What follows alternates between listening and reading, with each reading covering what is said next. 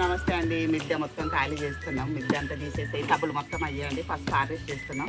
ఒకసారి చూడండి. ఇప్పుడైతే కొమ్మరిస్తుంది. ఎంత వచ్చిందో చూడాలి. కింద పక్క వచ్చింది. టబ్బులు బకెట్లు అన్నీ ఉన్నాయండి. చూద్దాం ఎంత వస్తుంది.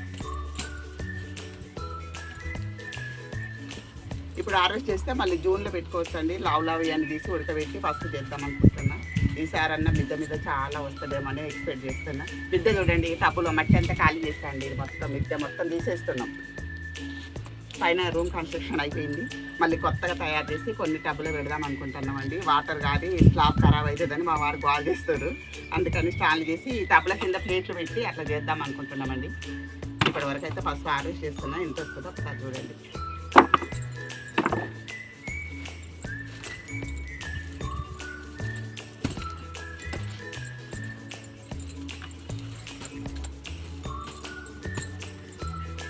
చూడాలండి. ఈసారి ఎక్కువ వస్తే కొంచెం ఉడకబెట్టి ఫస్ట్ మనదే వాడాలని చూస్తున్నాం. ఆర్గానిక్ కదండి. చూద్దాం. ఎండ బాగున్నది. మీకు ఎలా ఉన్నాయి ఎండలు?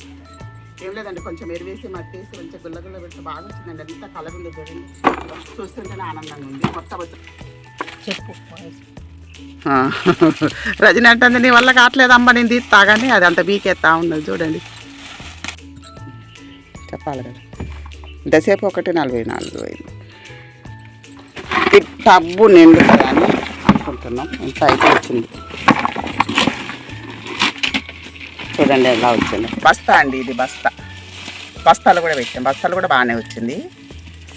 టబ్బులే ఉండాలని ఏం లేదండి. ఇది మన బియ్యం బస్తాలలో కూడా పెట్టుకోవచ్చు. మట్టి ఉండాలి కానీ బియ్యం బస్తాలు పెట్టుకున్నా బాగా వస్తుంది. రజని అంటుంది, నీ వల్ల కావట్లేదమ్మా నేను తీస్తా కానీ అది అంత బీకెత్తా ఉంది చూడండి. ఇంతసేపు 1:44 టబ్బు నిండు